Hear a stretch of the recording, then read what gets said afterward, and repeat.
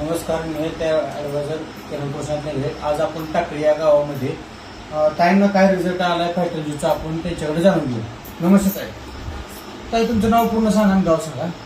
संजय वाघमारे, राहणार टाकळी ना? टाकळी. सेकंदरा. ही फायटन ज्यूस घ्यायच्या आधी तुम्हाला काय काय त्रास होता? अशी धाप भरत होती, हां, भूक लागत नव्हती, जेवण पण वाटत नव्हतं. बरं भूक लागते औषधांना. बरं. म्हणजे तुझ्या हातापायाला काय तर मुंग्या येत होत्या म्हणतो तुम्हाला? लय मुंग्या येत होत्या.